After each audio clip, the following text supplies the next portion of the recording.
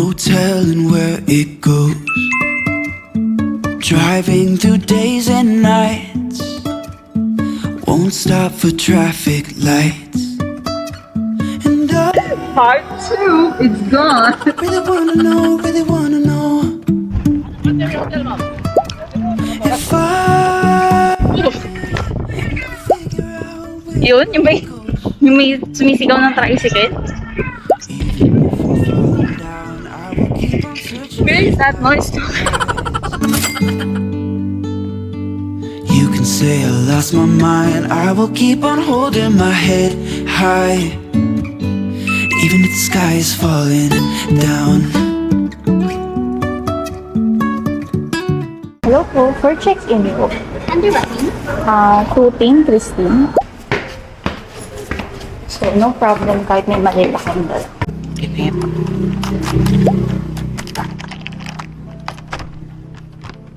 How do you... Open the door! So, eto na. Hinango na namin yung curtains. Basically, walang pinto. It's just... Well, actually, pinto rin to eh. So, sliding door na pwede nyo hanguin yung curtains or pwede nyo isara for privacy. And then, may lock naman. So, may lock naman. So, I think safe naman ata. Siyempre, kumalak, diba? I think safe naman yung gamit nyo. Malalak din ata to. So, yun yung buong mechanism. So, ito yung buong overview ng room. Meron tayong one single bed and one double bed. And then may switch dito. And my intrusive thoughts are saying I should push it.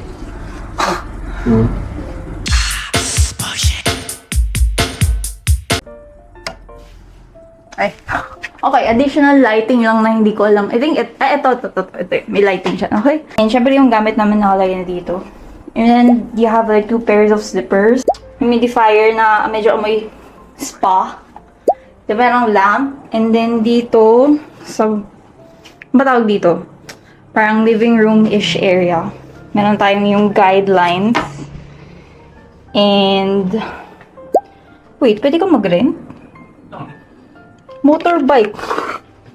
Honda Beat and Honda Click. And then, meron tayong TV na malaki, na Samsung. And yung aircon nila, 18 na yung pinakamababa.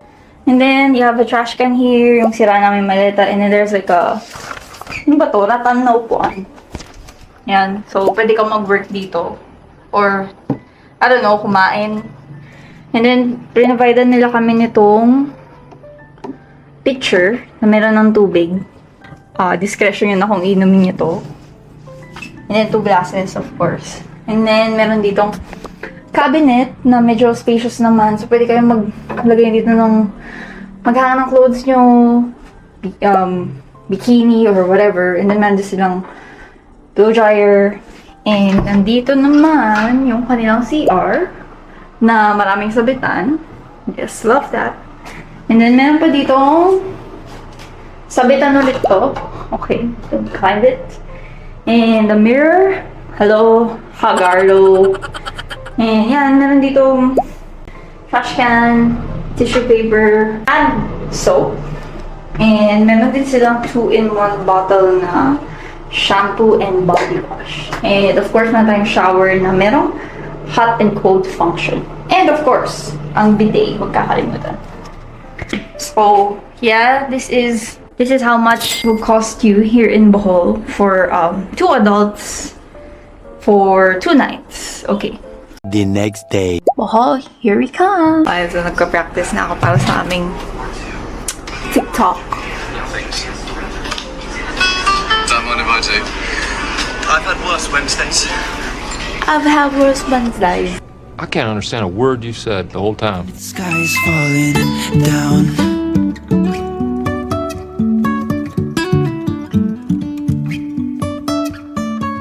For two, Yes. 300 mo. Ano pong kartong na... Golf cart. Mini po sa golf cart. May driver po. Book na rin daw po kami ng 30 minutes. Bali, ito po ma'am is ano po, doon po sa loob po kayo magbabayad. Okay. Entrance fee lang po dito. Sige. 300. Kung baka may 300 ka na. Wala po talagang barya po. Welcome guys to Sikatuna Mirror World. So, basically, may mga replicas dito ng popular destinations around the world or iconic landmarks. Katulad ng Big Ben sa London. And kung nakikita nyo yun, the Eiffel Tower in Paris. And like, a whole lot more. So, tara, let's go.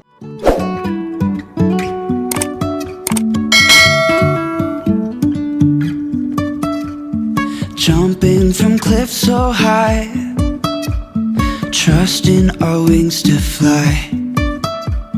Sometimes we're crashing down, but we get up and start from the ground.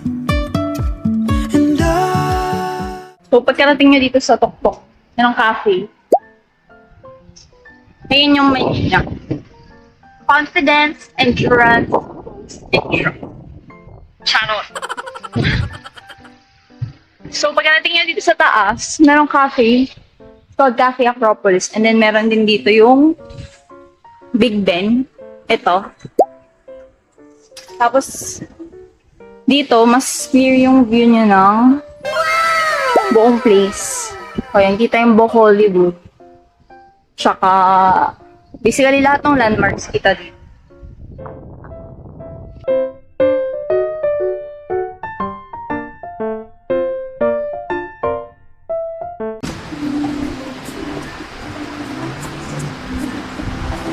Ang init. Ano pa lang ngayon, 8:30 pa lang. Ang init na. Ayun yung yung rerentahan dapat namin na golf cart. Magkano ulit yung rate? 300 for 30 minutes, tapos 500 for 1 hour. Siguro okay yan kung may kasama kayong senior. Pero, medyo walkable naman yung buong place. I guess okay din yan kung concerned kayo na or tanghali kayo pumunta, tapos ayaw nyo na mainitan, di ba?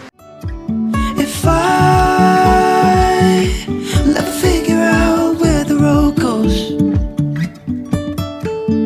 even if I'm falling down, I will keep on searching for my highs. You can say I lost my mind, I will Welcome to Hollywood! fall it down. Ayan guys, nandito na tayo sa, anong bridge to? California, sa California ba? San Francisco. Pero di ba ang tawag doon Golden Gate Bridge? But it's not golden.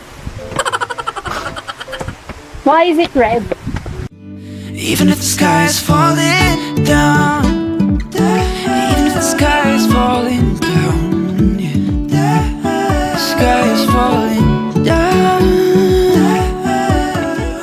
So guys, pagkapasok nyo doon sa Sikatuna Mirror Road, makikita nyo yung mga phases nila. Kalagay doon kanina 90% pa lang yung phase 3 or 2. So yan, ibig sabihin hindi pa gawa. So nandito kami sa may Golden Gate Bridge. Tapos may harang na. So hanggang dito pa lang siya. Ibig sabihin expand pa nila hanggang dito na hindi pa nagagawa. Pero kahit hindi pa siya nagagawa, medyo maraming photo spots kayong ma-experience or makikita dito. Tingin mo ano yung suggested hours para stay dito for now. I think 2 hours is enough. Though I guess kung kayo, mapihikan kayo sa picture, gawin nyo ng 3 hours. Or gusto nyo talaga ng parang relaxed lang na visit. 3 hours I think is ideal.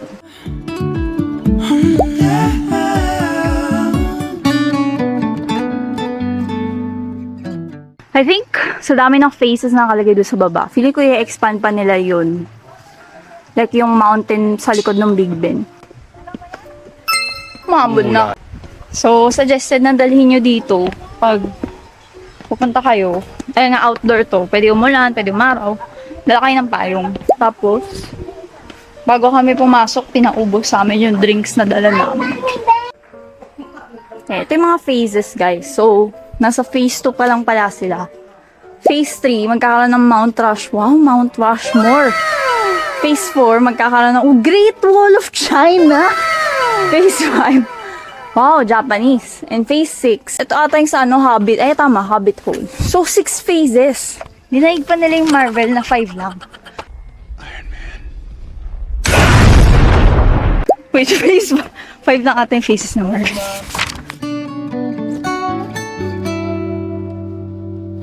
Even if the sky is falling down, even if the sky is falling down. So, apparently, dalawa yung, yung Tarsier Sanctuary dito sa Bohol. And itong isa yung pinunta namin yung pinakasikat. Mulan nga lang ng konti. Slight lang naman. Pero, na natin. Sana may makita tayo. Wow!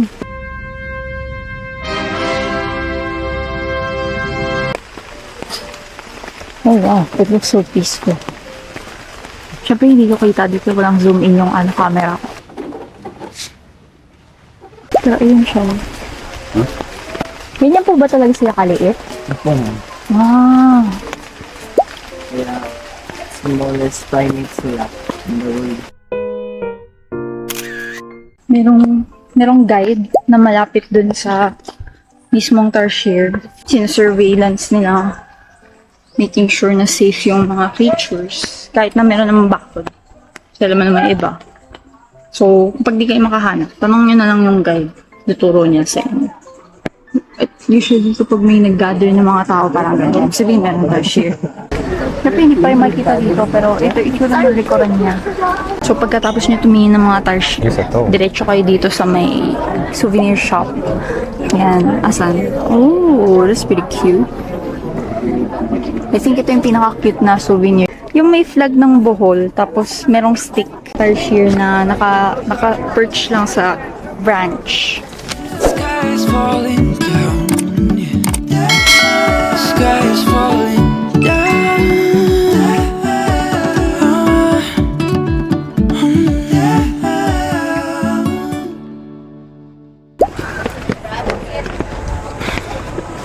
Pwede na ako. So, pag na-approach nyo, tuloy-tuloy lang na mabagal. Medyo nakakahingal pa rin siya.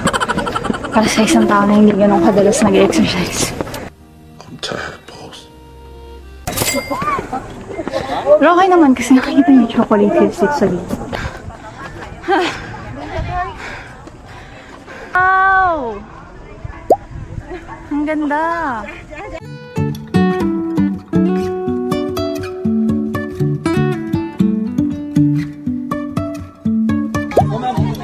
I've had worse ones die.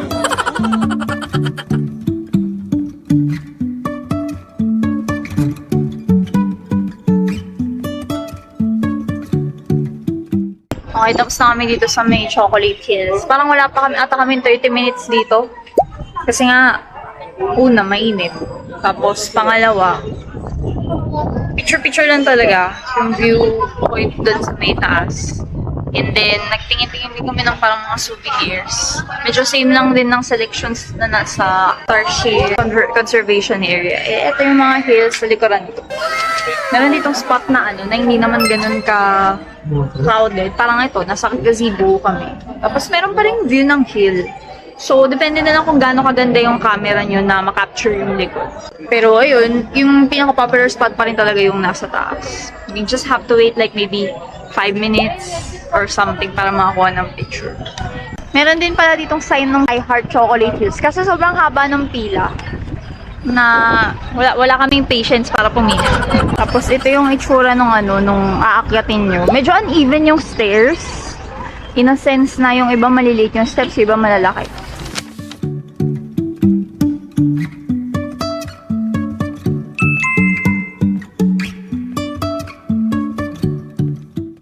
Okay guys, nandito tayo ngayon sa may Hinagdanan Cave.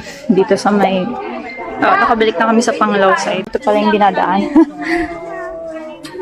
Mukhang maling sapatos yung dinala ko to. Mukhang maling sapatos yung dinala ko to. Parang slippery eh.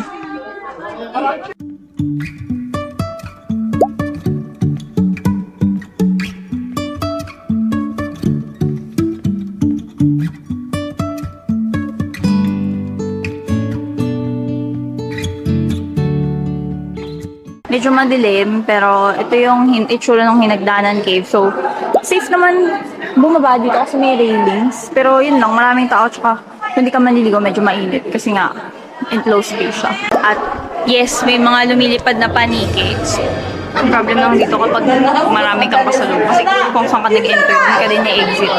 Tamang hintayin yung mga tao na bumaba muna bago ako umakit.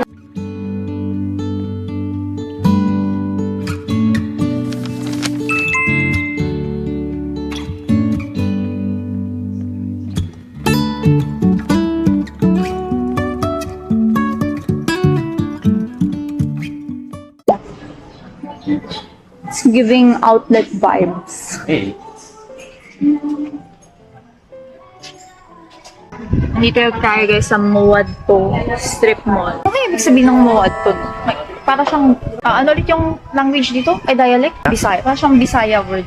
Ano yung ibig sabihin ng Muadto? Comment down below kung alam niyo.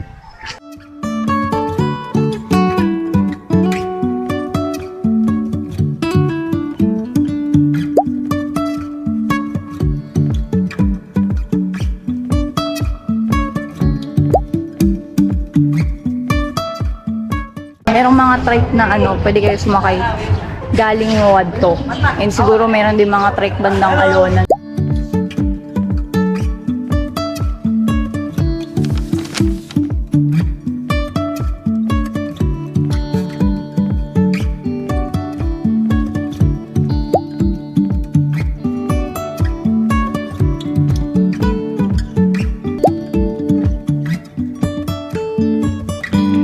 Pala yung nirent namin na car, guys. Okay guys, nandito tayo ngayon sa may Ocean Jet ticketing office sa may Tagbilaran. And magbubook kami ng tickets namin papuntang Cebu. Tapos doon kami magpa-fly out, babalik ng Manila. Tapos yung pila pagkapasok namin mga upuan dito, yun yung pila. Yung ticketing office, yan. Yun yung pila.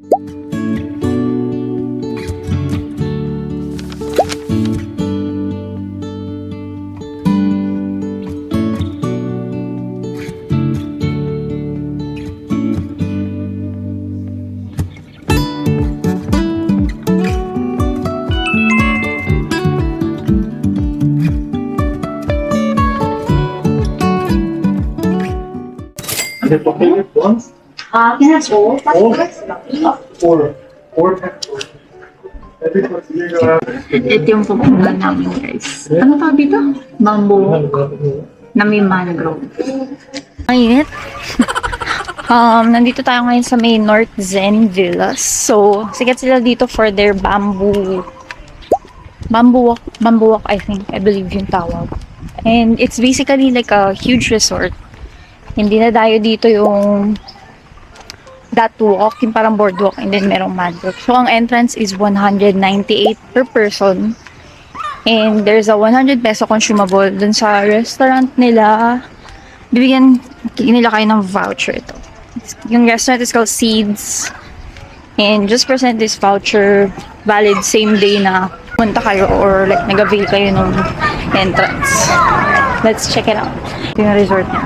It's so pretty. And very spacious, I might add.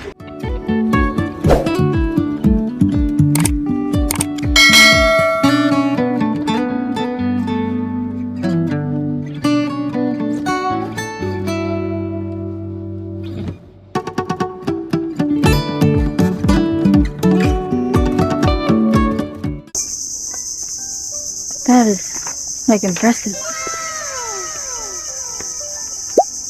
Like the mangroves are so thick, you can't see the other side. And you know what else is impressive? Sabi dun sa sign, no mangroves were cut in the construction of this walk. It's even more impressive. Oh my god! Wow! Like, oh.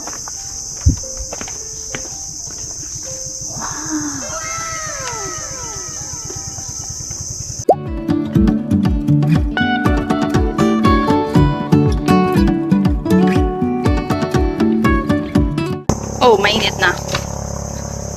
Okay. So, magiging best friend nyo dito is payong at mamaypay. 500 meters. Come to think of it, 500 meters is half a kilometer. Unless off yung math ko. We're pretty sure it's half a kilometer. And 1 kilometer is a 15-minute walk. Half a kilometer would be 7 to 8 minute walk. Wow, no nails were used. So, enough fear for me. Oh my god! Okay, it's happening! Everybody stay calm! What's the procedure, everyone? What's the procedure? Stay calm! De, charot lang. So, ang ginamit nila is nylon strings Ngayon din pag napagod kayo. Kasi nga medyo mahaba siya actually. Pretty impressive structure for me.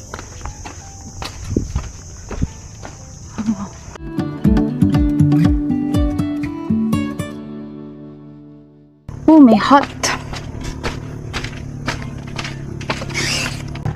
It is kinda cool. I mean, cool in a sense na medyo mas malamig compared dun sa nasa labas.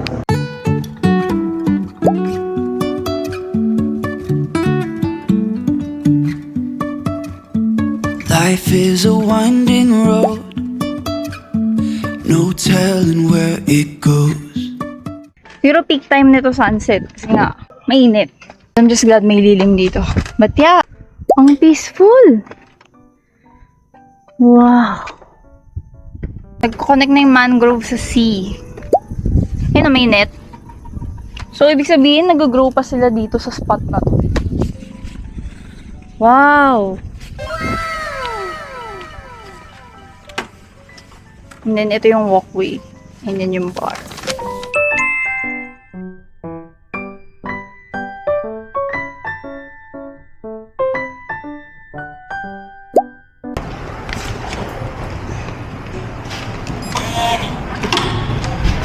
Okay, ito yung CR.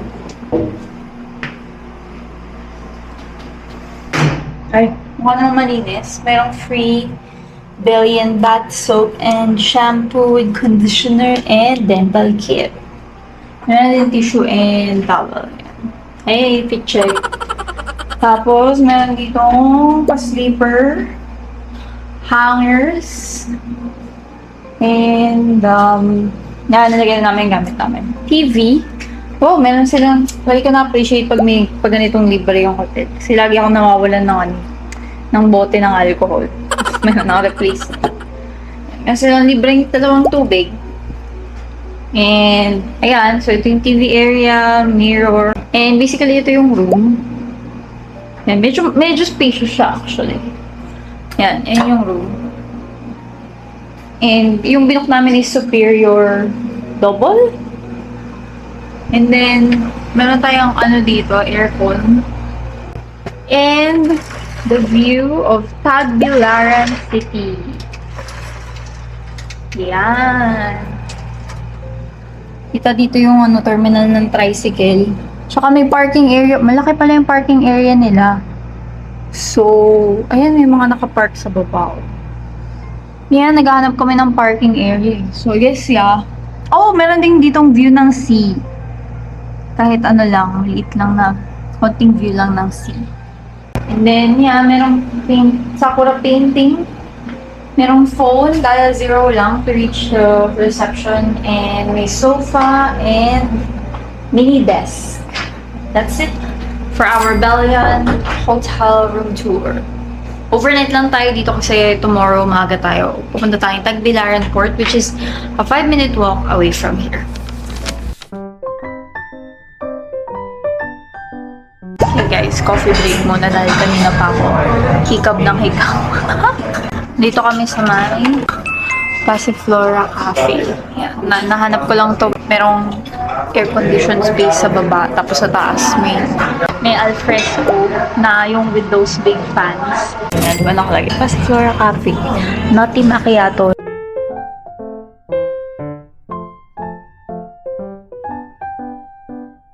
Now that's coffee. Kung naghanap kayo ng cafe na talagang hindi yung katamis yung sinaserve nila tapos kapeng-kape talaga, I recommend itong Passiflora. The next day.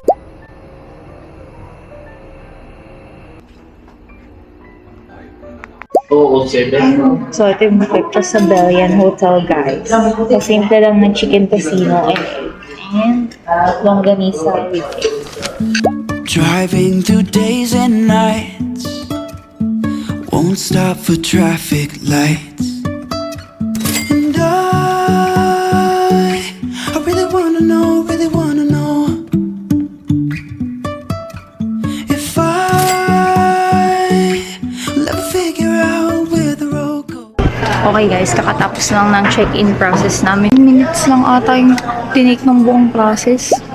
Parang lahat ng staff dito expect na parang expect na nila na alam mo ka na kung ano yung gagawin and very straightforward din yung process.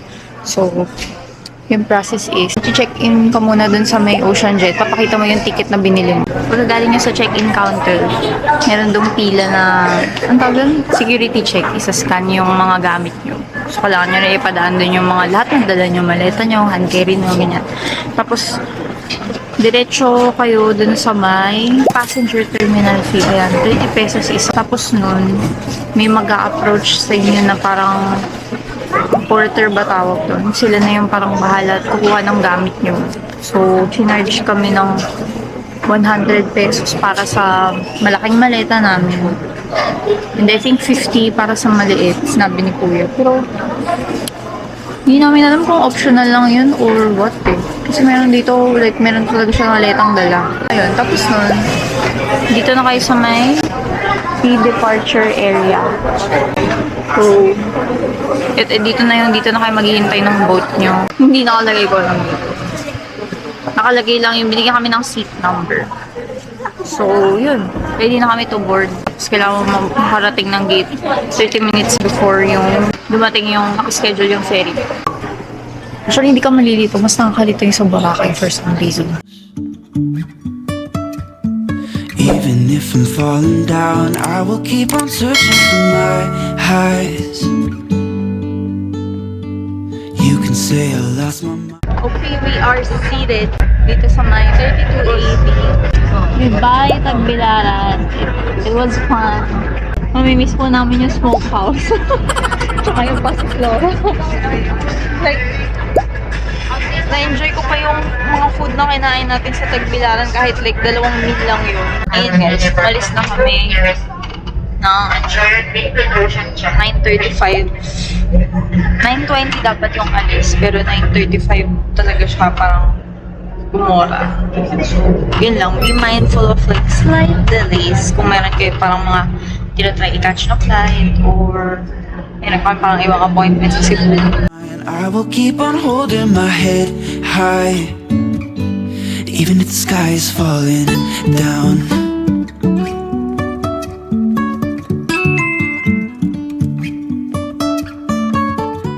You just landed? Not a flight? You just arrived in Cebu. And ngayon pupunta tayo sa may New Star Casino to kill some time.